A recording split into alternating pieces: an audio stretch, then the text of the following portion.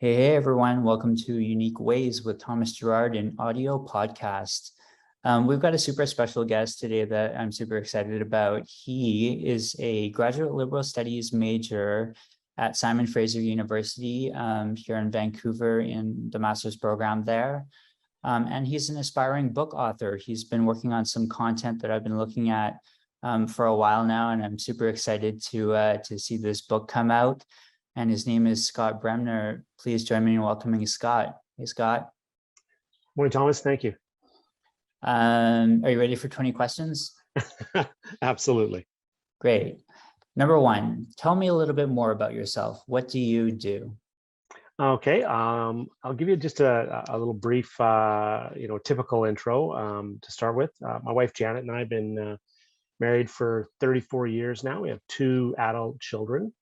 And as far as what I do, I work in the telecom industry. So I worked for TELUS for a long time, actually, about 38 years or so, and then moved over to the contractor side of the business, actually, and I've been doing that for the last 4 or 5. So I've been about 42 years in the industry, all in. Outside of work, as you said, a lifetime student, most of that at SFU and BCIT earlier on, but also avid reader and writer and book collector. Great, that sounds great. Just a note for our audience, Scott and I met in the master's program at SFU in Graduate Liberal Studies, which is a great program. I've mentioned it before, and we were studying together towards our master's degrees. Mm-hmm. Question two, what's a key piece of knowledge that makes you different? I don't know how different this actually makes me from sort of that perspective, but I think the one thing that I would call out is that the knowledge that I've managed to gain over the years in arts-based studies. So, GLS now, as you say, Thomas, and for years before that, just in the humanities and English literature studies at SFU and Douglas College. I think what's different for me then is the way I've managed to try and connect my love of literature and the arts and the knowledge that I've gained in those studies to my work as a leader in the technology and construction space. So it's really trying to bring those two sort of polar opposites together. And I think that's been a differentiator for me for sure in my business career. And I think it is one of those sort of key pieces of knowledge that it makes me a little bit different, I think, from some of the other leaders that are out there. Great, that's great. For the audience, if you're liking the content of this episode, check out our recent episode with Dr. Am Johal or an early episode with Al Jones. They're both connected to graduate liberal studies at Simon Fraser University as well. Question three, why this of all things? Why do you do what you do? So when it comes to career, Thomas, it's interesting. I sort of just fell into my career right out of high school, and I think, in retrospect, I think that happens to a lot of folks. But if you look at my age and the time that I started in the workforce, you didn't tend to change careers very much back in the old days. And although TELUS was a big enough organization that you could move about within the organization and do different things, but once you sort of fell into a career, it just sort of went from there. And for myself, it was interesting because I could really work from the bottom up. I started very low on the totem pole and worked my way up through the ranks over the years.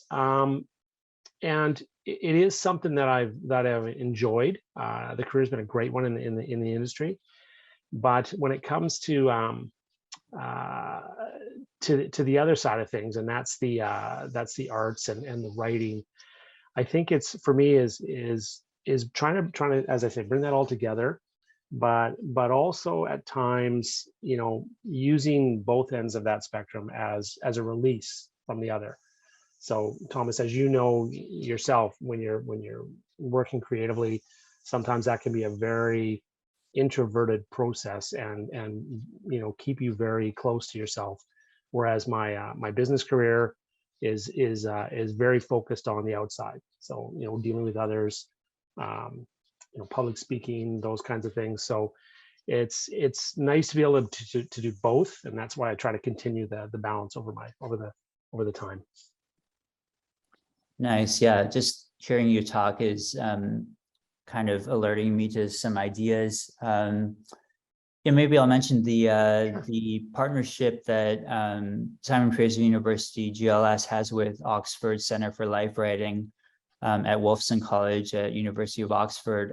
Scott and I are ready to attend a lecture later today by some Oxford professors. It's pretty exciting. Mm-hmm. Number 4, what does your future look like? So I'll still be working, I think, for a few more years. That's sort of up in the air as far as the time frame. It could be anywhere from a couple of years still to further out. But more than anything, it's finishing up GLS, and then as you say, working on my novel, and trying to see where that takes me. I think if things go the way that I would like them to, then publishing will be part of that future, and maybe a change in direction as far as actual working career goes. Certainly, a little bit further out, Janet and I will be looking at doing some travel, some extensive travel over the next decade. But I think from a career perspective, maybe that shift away from the business side of things as the full-time gig into more of the education and writing side of things. Nice. Yeah. I'm reminded of one of our GLS classes where, I was listening to you talk, and I kind of jumped in with the comment that it reminded me of this old movie with Ethan Hawke and Julie Delpy about Ethan Hawke traveling to somewhere in Europe and to give a talk about his book at a small bookshop. And I was listening to Scott talk, and I was like, this could be that. It feels like that. It felt very real. Mm-hmm. Number 5, let's talk about location. How does the notion of place play into what you do? Place is vital for me. It really is, and I tend to develop deep connections to things and to places. I've got a study at home that I've sort of carved out my part of the house, and I'm surrounded, even as I sit here speaking with you, Thomas, I'm surrounded by my books and my writing utensils and everything I can do from a creative perspective. It's a place I can come and sort of get away, but also do my work at the same time. It's place is really important for me from a couple of aspects. I think place ties so many memories together, and allows you to sort of live in multiple times at one moment.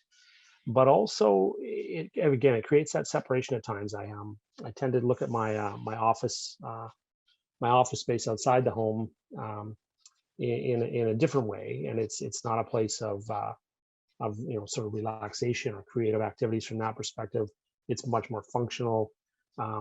So I'm maybe not as connected to that, but certainly when it comes to creative pursuits, I find I'm not the kind of person, I think, that can sit down and really get into the groove in a coffee shop. I wish I was, but I've got too many distractions then. So the right lighting and a sense of history with a place, for me, certainly if I just focus on the creative for a second, that's a really, really important piece of my makeup. I love that description of place. We've had people talk about the geographic place as in like a city or a country, and then kind of beyond that as like a kind of conceptual place, a theoretical place, a notion of place. But rarely do we hear about the kind of smaller version of that, like a home as a place or an office as a place, and how that place is defined by the objects around you. I think that's a super great way of talking about it. Number 6, if you had to start from scratch, what advice would you give your former younger self? I thought about this one a lot, and I would really I would, at the risk of sounding trite, um, I would tell myself to work harder in high school and focus on travel early. So, Thomas, it's funny when you look at where we are with studies and academics. My high school years were nothing like the years now. I was a terrible student, um, and I think maybe there's reasons for that when you think about what we explore in the GLS space versus learning by rote in high school, maybe that had something to do with it. But high school was a great time, but certainly not a great time of learning for me. And I think if I was to really go back, I would say to myself, just settle in, try to be a little bit of a better student, set yourself up a little bit better. But also, something that I learned from my daughter actually was she traveled extensively after high school for 4 or 5 months, and I think one of the things I would tell myself is to work for a while and then make sure to take a good year or so and travel the world before you settle into career and everything that comes after that. So I think it really would be about be a little bit more attentive in the high school years and set yourself up to have the space to travel and then go to university and do those things early, rather than trying to work them in over the course of a life later on. Nice. For our GLS listeners, please do share this episode among the GLS community. As I hear Scott talk, I'm reminded of the magic of that program, and I think it'll be a great kind of return, listening through this, being really connected to GLS. Thanks for talking in this way, Scott. Number 7, what's a day in your life like? My days are long, and it's funny. I think that's somewhat to do with trying to balance work and school at the same time. But I think it's a little bit more than that. I think I find I actually find the sleep to be one of those things that you need to do, but it drives me crazy because it's time away from all the activities that I want to get done in a day. So I find, Thomas, I'm up by 5 and I'm usually not in bed, until midnight. So the days are packed from that perspective. Work and school take up a lot of time and always have, I think. There were times in my career when work really had to take precedence and school went on the back burner. But it's finding the ways to jam all that in really makes it a busy day, and I think probably a little bit too much at times, but certainly that's what the days are like. They're packed, and they're typically long, and truth be told, I probably wouldn't have it any other way. Nice. I was up at 3:30 a.m. this morning. Oh my goodness! Got up and walked to the kitchen, and I'm like, maybe I'll make some eggs. And then, it kicked in, and I'm like, what am I talking about? Go back to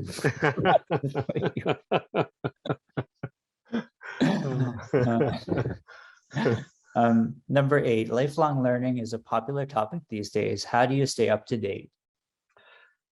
Certainly formal schooling is one of the ways of staying up to date for myself. I do read, I read the news every day, in that respect, but more so it's sort of the self-directed reading. So I've always been a huge reader, and the GLS experiences really only serve to make me want to read more and learn more. I try to keep myself to about a book a week, is my personal goal every year.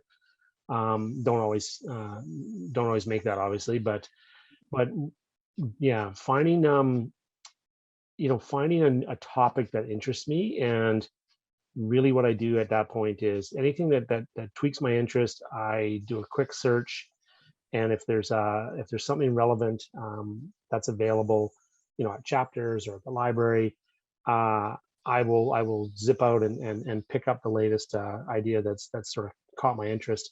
I'm definitely a paper paper book reader. I find it difficult to really read a lot online, so I end up working through magazines or through the, like I say, news is obviously online nowadays, but I think it's really the way I keep up and try to keep ahead of things, both in the literary sense, but also in a business sense, as far as strategy goes and those types of things. It's self-directed learning and reading that really keeps me going. I'm like that too. The more I listen to people answer this question, the more I remind myself to buy more books than I have time to read. Hmm. I think that's a really important piece there. And I also buy the physical books. I'm not an ebook reader. Yeah, no, I have to have them in my hand. Yeah, me too.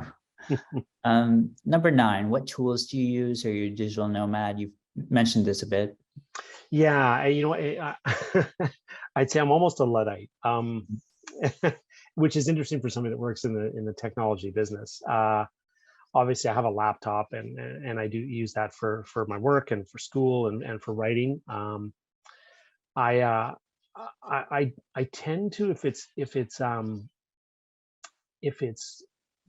it's work based. So if I'm working on strategy concepts, Thomas, or business cases, I do a lot of my work actually in PowerPoint, which may sound odd, but I find the visual aspect really works for me in trying to get my thoughts down so that I can capture them in a more uh, in a more um, condensed profile. So if that makes any sense. So trying to get those broad ideas down into bullet point kind of activities.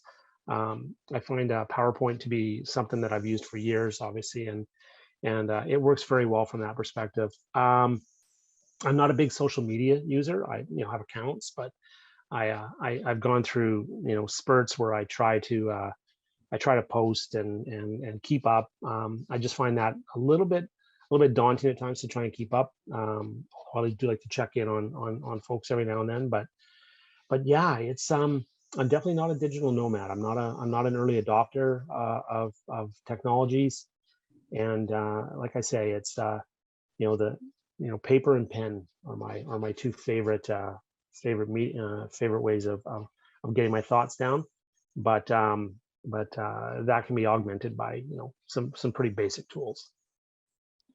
Nice. Okay, halfway there. Number 10, how do you deal with work-life balance? Oh man, and I think I touched on this a little bit earlier. I don't deal with it well. I I don't have I don't have a good work-life balance. I work too much, Janet would say, for sure. Although I like I say, I don't think I would be able to handle it any other way. Um, my career from the business perspective at times is really all consuming, and I tend to approach schooling in the same way.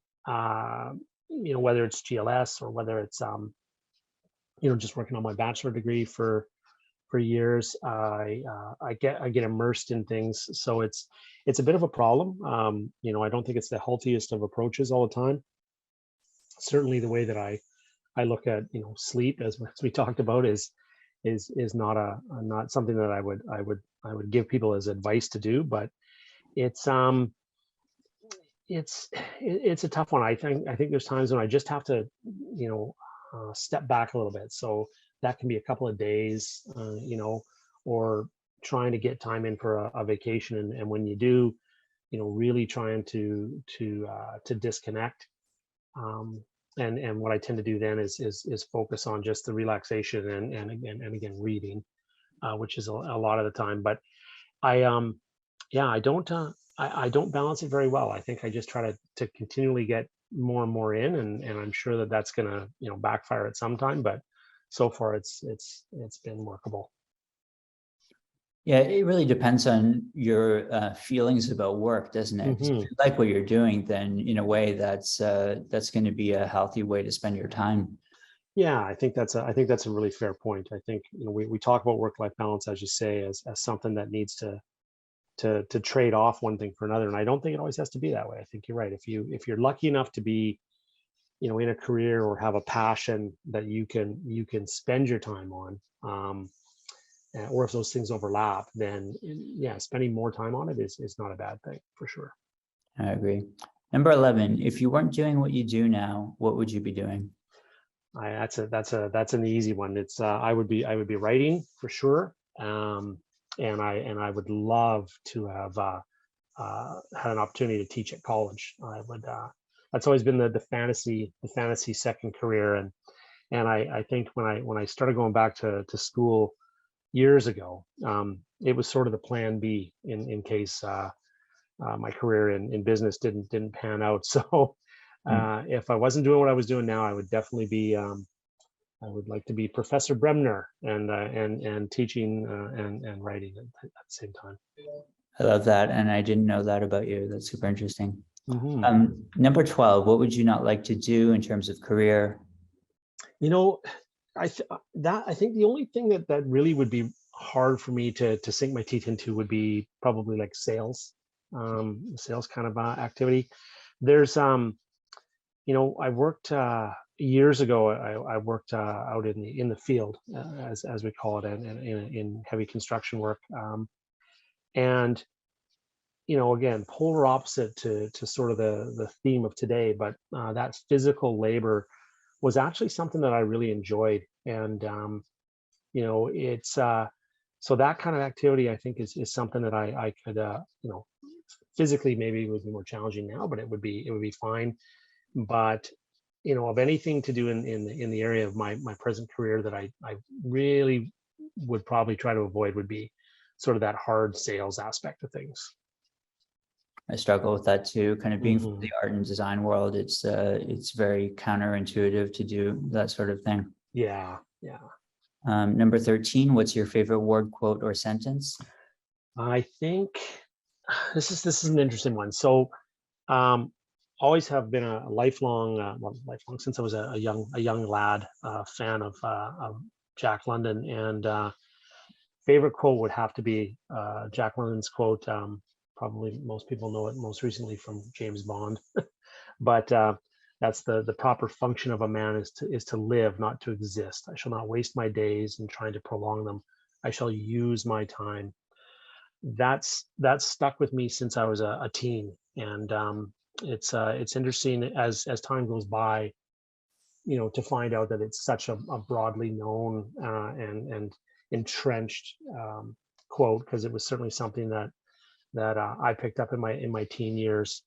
And it's interesting. I thought I would just add, I do have a favorite sentence, and it's a funny one, because it's the first line in a book, not something that I would consider literary at all, from that perspective, but it's from a Stephen King novel, and that line is, "The man in black fled across the desert, and the gunslinger followed."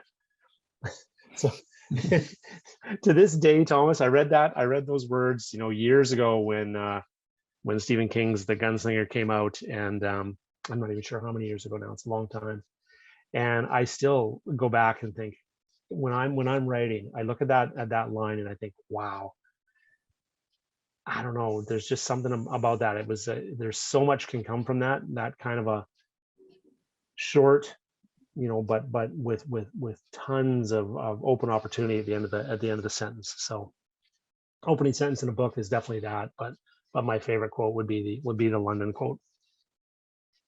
I love that. The men in black. Number 14, what's your least favorite word, quote, or sentence? Oh, that one, I'm not sure I'm not sure I really have a least favorite quote or sentence in either that, or I have too many to try and accept something into a single category. But excuse me. Yeah, you know what, Thomas, I don't really have anything for that one.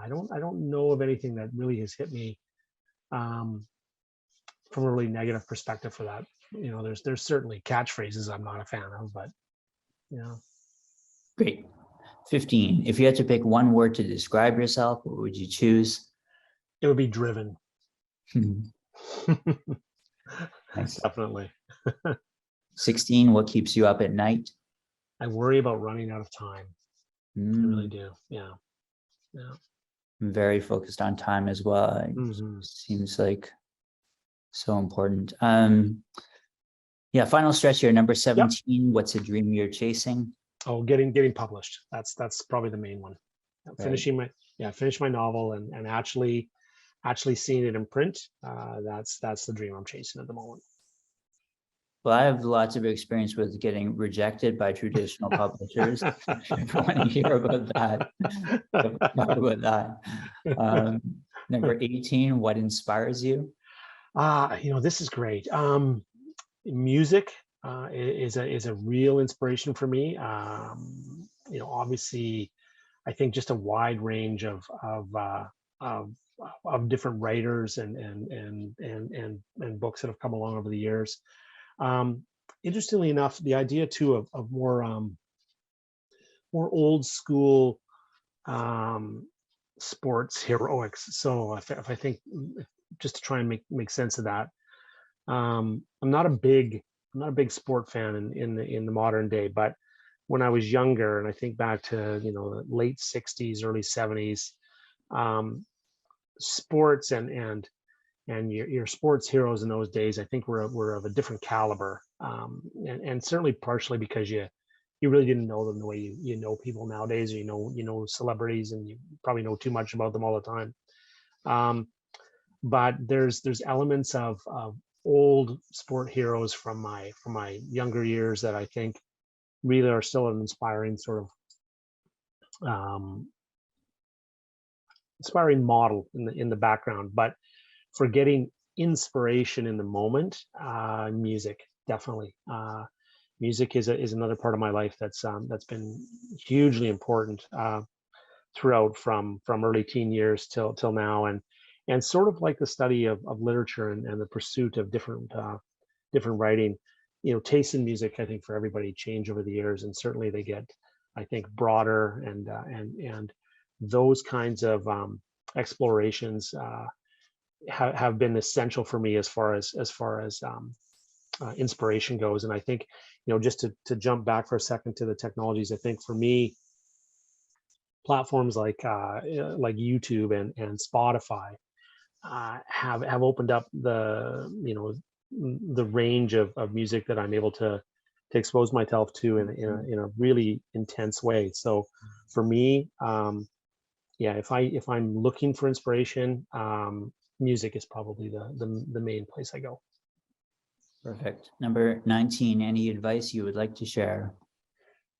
Yeah, I think as we said, thinking about time, and I would say, if I had something to share, from learnings for myself, it would be don't wait.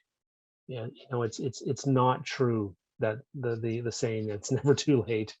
Don't be lulled into putting off doing those things that you want to do everything now. That's one thing I would say to people. For myself, I've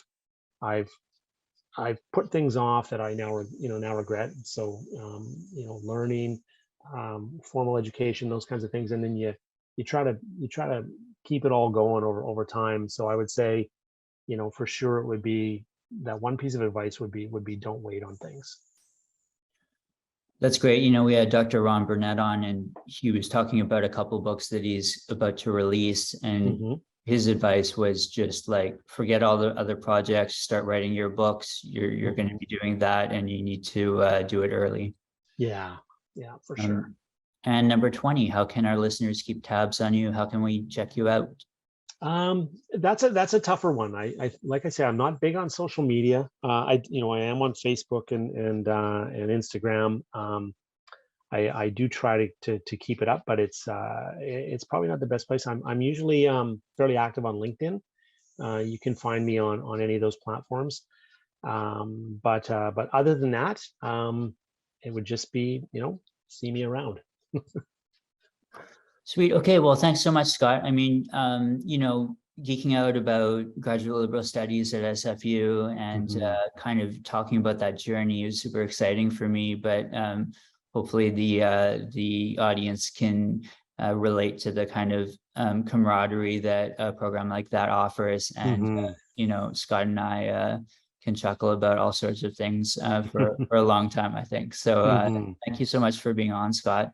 No, thanks so much for having me, Thomas. I appreciate it. It's been great.